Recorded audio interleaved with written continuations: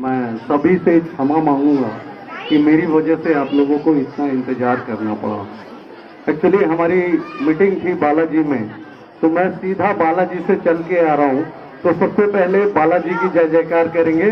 बोलो बालाजी महाराज की जय, बालाजी महाराज की जय।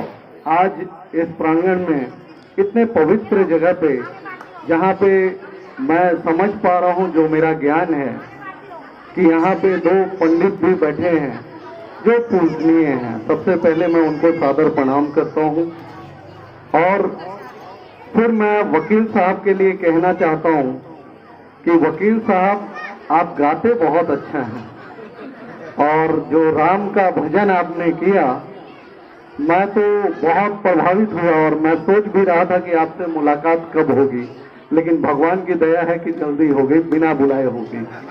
तो मैं इसके लिए वकील साहब का भी धन्यवाद करता हूं। मैं साथ ही साथ आप सभी के चरणों में हाथ लगाते हुए आप लोगों का आशीर्वाद लेता हूं, क्योंकि मातृ शक्ति ही सबसे बड़ी शक्ति है, जो मुझे समझ आता है। और साथ में हमारे दो कार्यकर्ता आए हुए हैं, जुझारू कार्यकर्ता हैं, श्री बसंत सिंह जी और राजन सिंह जी।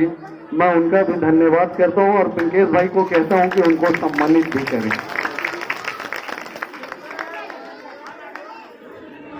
नागेंद्र भाई हमारे संघ के बहुत जुझारू कार्यकर्ता हैं, इनके लिए क्या कहूं, कहना बहुत कुछ चाहता हूं, लेकिन आप लोगों को देखकर मैं भूल गया हूं कि क्या कहूं, तो इसके लिए भी धन्यवाद करता हूं।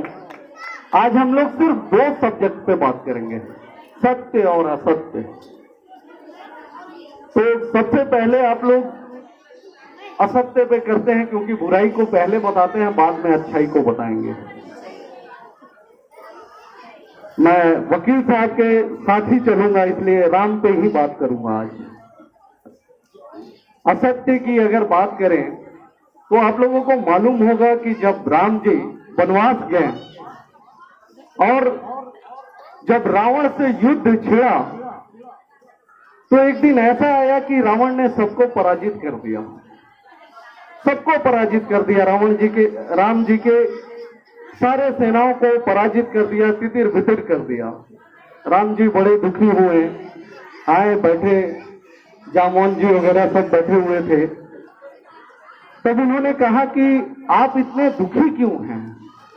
ऐसा होता है, हर लड़ाई में होता है, कभी जीतते हैं कभी हारते हैं, इससे हमें दुखी होने की जरूरत नहीं है। तो राम जी ने कहा कि मैं इस वजह से निराश नहीं हूं कि रावण ने मेरे पूरे सेनाओं को पराजित कर दिया। मैं इस वजह से निराश हूं कि रावण के साथ शक्ति लड़ रही थी, मां दुर्गा लड़ रही थी। मैं सत्य की राह पे चल रहा हूं, फिर भी मेरे साथ मां खड़ी नहीं है, और वो असत्य की राह पे चल रहा है, फिर भी उसके साथ मां खड़ी है, मां साथ लड़ रही है।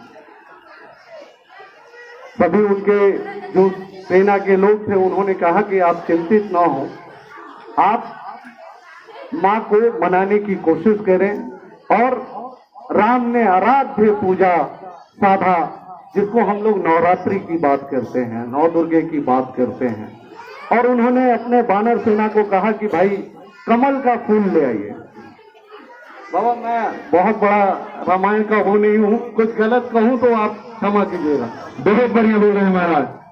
तो बानर सेना गए और राम जी के लिए 108 कमल का फूल लेकर आए। उपासना चलने लगी, उपासक चलने लगा। आराध्य श्री राम जी, कोमल हृदय वाले, सत्य की राह चलने वाले, पूजा पाठ में लग गए। एक ऐसा दिन आया जिस दिन मां ने परीक्षा लिया। क्या किया मां ने? जब कमल के 2 फूल बच गए तो मां ने उसको अपने पास ले लिया। राम जी पूजा में मग्न थे, आराध्य में मग्न थे। जब उन्होंने थाल में हाथ लगाया तो देखा कि कमल का फूल तो है ही नहीं। तब लगा उन्हें कि अब भंग हो जाएगा, अब हमारी पूजा भंग हो जाएगी, मैं मां को प्रसन्न नहीं कर सकता।